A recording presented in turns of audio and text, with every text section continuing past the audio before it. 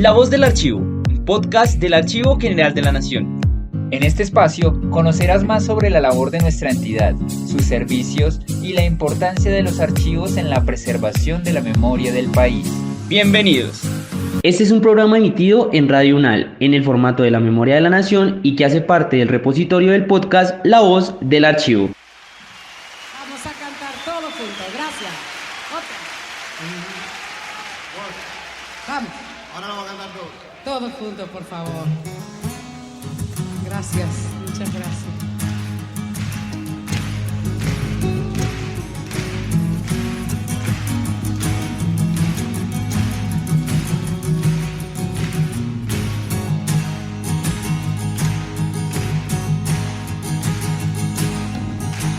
Solo le pido a Dios que el dolor no me sea indiferente, que la reseca muerte no me encuentre vacía y sola sin haber hecho lo suficiente.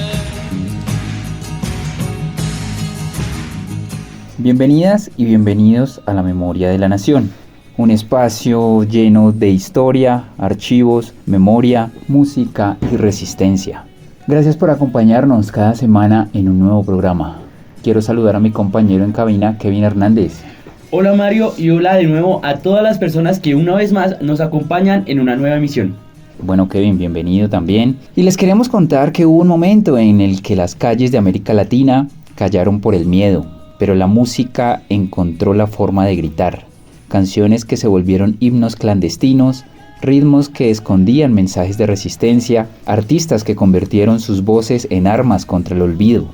En los años más oscuros de las dictaduras, la salsa y la canción protesta se convirtieron en archivos sonoros de la lucha, en consignas que atravesaron cárceles y exilios. En este episodio vamos a hablar sobre estas melodías que desafiaron la censura, cómo lograron evadir la represión, qué enseñanzas dejan para las luchas actuales.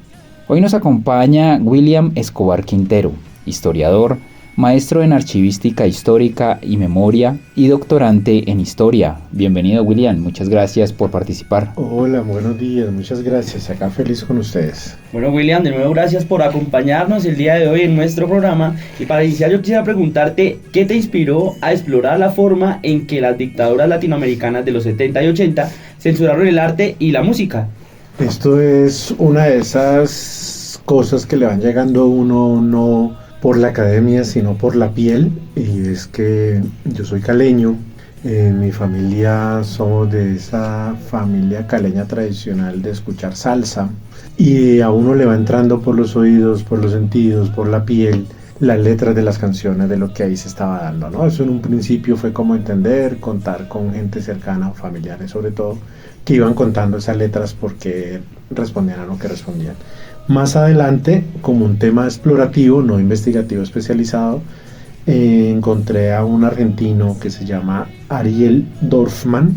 Él escribe un texto que se llama La guerra de los medios en América Latina y trata sobre cómo la música en las dictaduras pues circuló y navegó. Entonces desde ahí encontré un pequeño gusto por estas temáticas. Que alguien me diga si ha visto a mi esposo, preguntaba la doña. Se llama Ernesto X, tiene 40 años. Trabaja en celador en un negocio de carros. Llevaba camisa oscura y pantalón claro. Salió anteanoche y no ha regresado. Bueno, William, este programa, como podemos escuchar de fondo, muy musical. Y bueno, me gustaría que nos contara más sobre estas canciones que estamos escuchando de fondo. ¿Qué canciones fueron censuradas en esta época y cómo se convirtieron en herramientas de resistencia? Hay un par de canciones, son muchas, obviamente, que fueron censuradas, fueron prohibidas, fueron limitadas, solo circulaban de forma clandestina. Se me viene a la cabeza Solo le pido a Dios, no la versión que todos conocemos de Mercedes Sosa, sino anteriormente de su original. También de Silvio Rodríguez, una canción que se llama La canción del elegido. Pero volviendo al tema de la salsa, que es como lo que más me atraviesa a mí, Desapariciones de Rubén Blades. Es una canción que fue muy censurada, muy perseguida políticamente, porque hablaba justamente de cómo había una estructura para desaparecer gente en Latinoamérica. Bueno, William, usted menciona canciones como Te recuerdo Amanda de Víctor Jara o Buscando América de Rubén Blades. ¿Cree que la música tuvo más poder que otros medios como prensa o literatura para evadir censura y tal vez de esa manera llegar más a la gente, que la escuchara a las demás personas? Sí, creo que las formas de resistencia, las formas de contracorriente están en todos lados, ¿no? Y están en todas las posiciones y en todos los estilos. Pero el arte, la literatura, por lo regular, necesita unos nichos más especializados y unas formas de circulación más especializadas. La música, estamos hablando de los 70, de los 80, podría circular más fácilmente en cassettes, podría circular más de boca en boca, podría circular... La música es en últimas una gran heredera de una tradición oral de expresar las cosas, que no significa que tenga que estar siempre grabada o editada en un disco, en un LP, en un cassette. Entonces es un discurso sonante que obviamente es más fácil de circular que un libro. De hecho, usted puede llevar una maleta llena de libros y ya hay un escándalo. Usted puede llevar una maleta llena de obras, pinturas, caricatura y demás y hace un escándalo. Pero si usted lleva las maletas en su cabeza, que es la música, pues es más difícil de limitar y es más fácil de multiplicar, ¿no?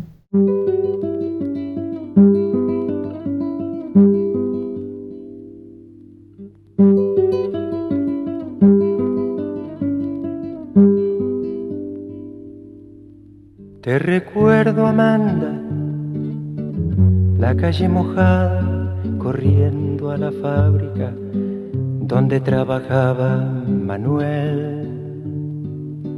La sonrisa ancha, la lluvia en el pelo, no importaba nada, ibas a encontrarte con él, con él, con él, con él, con él. Son 5 minutos. Vamos a hablar un poco de Víctor Jara. Muchos músicos como él pues pagaron con su vida al cantar en contra de las dictaduras. Hoy en día los artistas siguen corriendo estos riesgos al hablar de injusticias sociales, o ya ha cambiado un poco. No, tenemos que recordar que tal vez en nuestro hemisferio las persecuciones directas sobre estos tipos de personas no se ven directamente hablando, pero hay lugares del planeta donde todavía encarcelan a la gente por cantar, por decir ciertas cosas, hasta eliminar y demás. Pero hoy en día también la represión cambió a no ser solo física, sino estructural. Entonces, cancelarles ciertos conciertos, prohibirles ciertas pautas publicitarias, no contratar. Entonces se vuelven estrategias de ir silenciando sin ir directamente, ¿sí? Ya no recuerdo pues la última noticia donde digamos que desaparecieron a un cantante por una situación. No estoy diciendo que no ocurra, sino que ya no hace parte del procedimiento para censurar. Hacen como fuertes críticas a través de ciertos medios, ¿no? Pero pues de ahí a que hagan una censura como tal es muy difícil, ya iría como más a el pensamiento del cantante en este caso, ¿no? Totalmente de acuerdo, totalmente de acuerdo. Incluso pues estábamos viendo lo que últimamente pasó con Andrés Calamaro, ¿no? Que expresó su posición frente al gusto por la tauromaquia y mucha gente allí pues lo rechazó, ¿no? Digamos que ahí se podría decir que es al contrario, ¿no? Claro, también no es solo lo que no puedan decir, sino también a veces lo que se dice, ¿no? Y obviamente que el público, que en últimas es el consumidor del producto, si hablamos de un músico como producto, está en toda la posición de decidir qué escuchar. Creo que eso ocurrió justamente en Cali, la situación, pero puede que haya otros lugares donde esta expresión va a recibir una gran acogida por el comentario. Entonces también es mediar la situación, pero les digo que ahorita la censura es más simbólica y es más estructurada que simplemente anular por completo lo que alguien tenga que decir, ¿no? Depende, por ejemplo, como por decirlo, Calle 13. Calle 13 no podría hablar de lo mismo si hubiera nacido en Cuba. Por ejemplo, o en otros lugares. Rusia también tiene las últimas 2 décadas persecución a ciertas bandas, por expresar lo que expresan, ciertas nacionalidades africanas, en Asia. Entonces, sí, a lo largo del territorio global, pues, vemos circunstancias como estas, ¿no?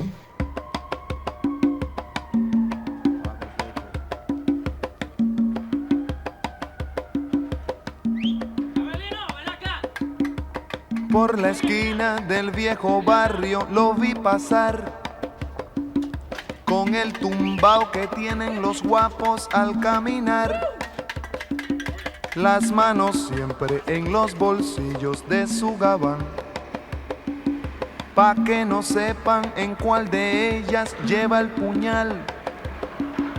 Usa un sombrero de ala ancha de medio lado y zapatillas por si hay problemas salir volado. Lentes oscuros pa' que no sepan que está mirando, y un diente de oro que cuando ríe se ve brillando. Bueno, don William, la salsa suele asociarse al baile, pero usted destaca el papel en la resistencia. ¿Cómo lograron artistas como lo son Rubén Blades o Frankie Dante usar un género tan popular para criticar a los regímenes autoritarios sin ser censurados? Pues justamente lo popular es lo que les permitió llegar y decir lo que decían, ¿sí? No es solo pensarnos la salsa como un ritmo hoy bailable y rumbeadero, como diría uno, sino que es la salsa como producto de una expresión latina. La salsa surge en los Estados Unidos, lo que hoy entendemos como salsa, pues esta amalgama de ritmos y demás, pero es justamente desde ahí, desde lo popular, desde cantar desde abajo, de cantar desde el barrio. Se me viene a la cabeza canciones como Pedro Navaja, es de escribir al maleante del barrio, es de escribir Juan Peña, Plantación Adentro, es contar la historia que entre las voces de las esquinas de los barrios se contaba y se decía. La música solamente fue el vehículo y el pretexto para decirlo de otras maneras, ¿no? Y esta expresión artística, como a su distancia lo es la caricatura, hace uso de esa licencia poética para decir cosas que tal vez en un discurso usted no podría decirlo, ¿no? Entonces más bien fue el gran vehículo para poder contar estas cosas. Bueno, don William, usted nos cuenta que muchas canciones circularon de forma clandestina. Me gustaría saber qué métodos usaban los artistas o el público para poder distribuir esta música. Hay una investigadora, María Elena Rodríguez, por favor, si me equivoco, entre chilena o argentina, su nacionalidad. Ella hizo una investigación, hablaba de la circulación en los 70 y los 80 de los cassettes, o sea, una circulación inmensa de los cassettes que se usaban regrabando o sobreescribiendo cassettes que pertenecían a otras bandas y demás. Dejaban que el cassette iniciara con las canciones que pertenecían a ese artista, pero a mitad del cassette metían las grabaciones que ellos querían. Esto para tratar de tapar un poco. Y pues quien iba a escuchar el cassette en primera instancia no iba a esperar 40 minutos que pasara el cassette. No es el mundo digital de hoy, es un mundo análogo, y la canción estaba ahí cubierta. Pero también habían una herencia muy bonita de lo que podríamos decir los trovadores, es decir, esta gente que tenía esas comunicaciones, esos discursos en la cabeza. Entonces eran replicadores sin necesidad de estar grabando. Entonces eso eran los medios, pero también la impresión de las letras de las canciones. Se empezaron a imprimir las letras de las canciones para ir circulando, y cuando usted imprime ya la sonoridad no está, lógicamente, y eso sí tiene otra repercusión porque ya no pasa a ser una canción sino un discurso. Cuando usted menciona lo entre lo análogo y lo digital, puede decir que ahorita, pues digamos, la gente, pues esta falta de atención se debe a que ya hay una sobresaturación en el temas como, pues puede ser precisamente la música. Sí, claro, eso es. Hoy estamos no con el problema de la falta de información, sino de la sobreinformación, que a veces no tiene unos filtros, o a veces no, la mayoría de las veces no tiene unos filtros pertinentes, y nos casamos con las primeras informaciones que nos estén llegando, ¿sí? ¿Cuántos de ustedes, o cuántos de nosotros, o cuántos de los que nos escuchan han replicado información en Facebook, Twitter, X, Instagram, sin cotejar que la información que ahí se está dando es verdadera, ¿sí? Entonces también estas herramientas se utilizan en una estrategia de proliferar información sin necesidad de que sea ya corroborada o veraz, ¿no?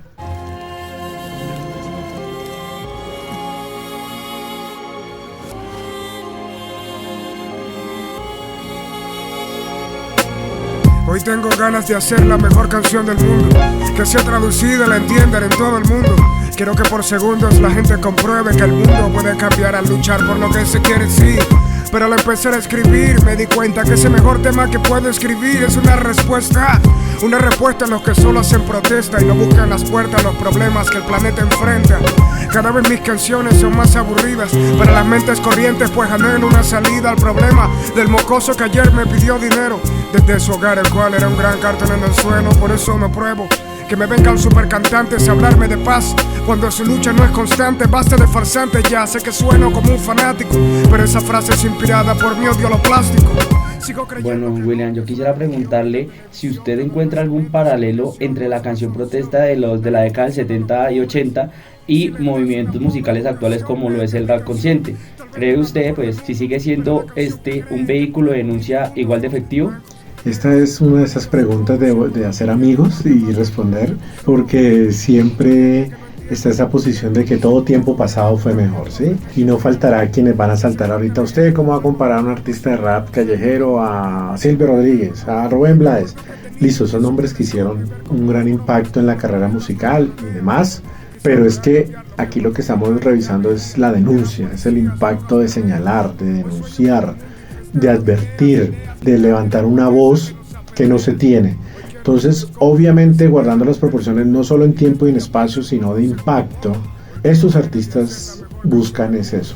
La única gran diferencia que yo vería entre lo que usted me consulta de los grandes de antes y estos artistas o chicos de barrio, de gueto, de comunidad, de subculturas, como a veces nos referimos a ellos, de tribus urbanas, es el impacto, es decir, la dimensión que impacta sus voces. Pero en cuanto a estos personajes, tú citas ahorita Calle 13, pero también sé que en Venezuela hay un rapero cancerbero que tuvo un impacto inmenso y la mayoría de sus canciones son denuncias, son protestas. Entonces, más que de dónde se produzca, es mirar la dimensión de lo que se está señalando, ¿no? Bueno, don William, usted también mencionó algo muy interesante y es que la música es un archivo vivo de la memoria. ¿Cree que las nuevas generaciones en Latinoamérica conocen suficiente sobre este periodo histórico a través de estas canciones o cree que se han perdido a medida que otros géneros se ponen de moda? No, lógicamente se ha perdido, y se ha perdido como se ha perdido la música que se escuchaba en los 40 y se ha perdido la música que escuchaban nuestros abuelos. Tal vez al venir de una ciudad como Cali, que hoy en día la reconocemos musicalmente con la salsa, y no sin esto decir que todos y todas las personas habitantes de Cali solo escuchan salsa, obviamente no, hay muchos ritmos, pero en Cali es un espacio que yo no veo en otra ciudad del país y tal vez del mundo, que se discute la salsa, es decir, no solo se escucha y se baila la salsa, sino que se teoriza sobre la salsa, se pregunta qué bombocero fue mejor, se dice cuál pianista es mejor, cuál trovador es mejor o cuál replicador es mejor. Esas son discusiones que solo se dan en una ciudad como Cali y que ha generado que nuevas generaciones se vayan incluyendo. En términos generales, volviendo un poco a lo que el compañero Kevin nos decía, la saturación de información a ti ya no te permite disfrutar un ritmo cuando ya te está metiendo otro por encima, ¿sí? O un artista está pegado pero en 2 años ya no existe. Pero hoy seguimos hablando de Fania, hoy seguimos hablando de Rubén Blades, de Héctor Lavoe, que ya tranquilamente está sobre tus 3 décadas de haber fallecido, pero sigue siendo una eminencia en la salsa. Entonces, sí se ha perdido en términos generales, pero también hay un gran rescate por la tradición y el conocimiento que estas corrientes nos daban, ¿no? Se recuerda más como en, digamos por decirlo así, el tema generalizado, o sea, la cabeza pues del grupo, pero ya no es como usted lo menciona que, por ejemplo, estaban los integrantes de la orquesta, ¿sí? Entonces, no sé, tal vez el trompetista de Nietzsche era tal, o el Exacto. trompetista de Guayacán era tal. Exacto. Se perdió, esto es lo que nos menciona. Eso se perdió y sobre todo se desconoce mucho la herencia de las agrupaciones. Por ejemplo, hay una agrupación que se llama La Conspiración. Y La Conspiración tiene unos discos sabrosísimos para escuchar, porque también, y aquí lo discuto abiertamente, hay salsa para escuchar, salsa para bailar y salsa para cantar. Y cuando es un gran hit, se escucha, se canta y se baila. Entonces, en ese sentido, La Conspiración se retiraron 2 chicos que eran parte del grupo, entonces crearon otra agrupación y se entendieron y se llevaron los otros. O el Sexteto Juventud de Venezuela, se llaman así porque eran chicos que no los querían recibir en ningún lado y crearon su sexteto. Esas discusiones se dan a través de la salsa en territorios como Cali, ¿sí? o entender que cuando alguien habla de una canción, conozco gente en Cali que te dice, sí, esa canción es del álbum tal, del año tal, que lo produjo tal, y que tal personaje después se fue con tal. Son discusiones que van más allá solo de escuchar la melodía de la canción, ¿no? Ejemplo de esto puede ser Son de Cali, ¿no? Por ejemplo, que es gente que sale del grupo Nietzsche y se forman ahí en estas agrupaciones. Bueno, William, yo quisiera preguntarle también, y ya cerrando nuestro programa, si bien ya no hay dictaduras como las del 70 y el 80 en el Cono Sur, ¿cree que hoy existen formas más sutiles de censura o autocensura para la música? ¿O por el contrario, hay más libertad para criticar el poder? Sin duda, sí. Lo que pasa es que hay nuevos mecanismos. Siento como una paradoja. Hay más herramientas técnicas, más soportes y canales técnicos para comunicar, pero también hay más censuras simbólicas. Voy a dar un pequeño ejemplo cuando inicia la Internet. A los que somos dinosaurios nos tocó el inicio de la Internet. Es decir, que vivimos antes del pitido del módem de línea telefónica y los que entendieron el mundo después de la Internet. Cuando se empieza a ingresar a la Internet se crean los famosísimos foros. Los foros era donde uno incluía información, donde uno posteaba. Ese postear es una expresión que todavía se dice, voy a postear algo. Eso viene de la tradición inglesa de pegar la información en los postes, de ahí viene el postear, post en inglés. Entonces uno en los foros posteaba información, decía cosas y demás, y era abierto. Y tú simplemente te ibas al foro que te interesaba, o que te llamaba la atención, o estas temáticas no son para mí, me voy para el otro foro. Hoy hay más redes sociales, supuestamente cada uno de nosotros puede abrir un celular, prender una cámara y grabar algo, pero automáticamente tú entras en una censura y unas reglas propias de las redes sociales, que solo por decir ciertas palabras que no significan siempre lo mismo en todos los contextos, ya automáticamente tú eres censurado, o lo que dicen los productores de estas redes sociales, desmonetizado, que es como lo peor que les puede pasar cuando encuentran en estos canales una forma de lucro. Entonces ahora las censuras son simbólicas y, como decíamos hace poco, son estructuradas, son organizadas, y te ponen la censura desde antes que tú ya estés manifestando. Tú de entrada ya sabes, eso no lo voy a poder decir. Es decir, que no hay una censura posterior, sino que ya hay una censura preventiva a lo que tú vas a poder comunicar. Y obviamente que existe, y mucho.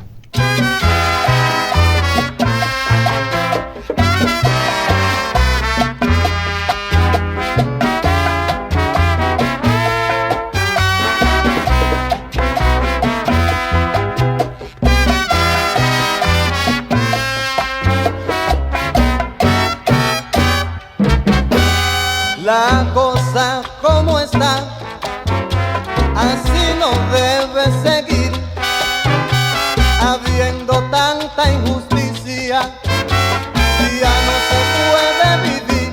Bueno, don William, no me queda nada más que agradecerle por haber participado en este programa tan musical que hemos tenido el día de hoy. Muchísimas gracias. No, por favor, y escuchar salsa. Ahí está la invitación a todas y todos nuestros oyentes, y de esta manera llegamos al final de este episodio en la Memoria de la Nación, un programa realizado por el Archivo General de la Nación y transmitido a través de Radio UNAL. Muchas gracias, don William, por tan interesante programa, y nos escuchamos en un nuevo episodio. Hasta pronto. Y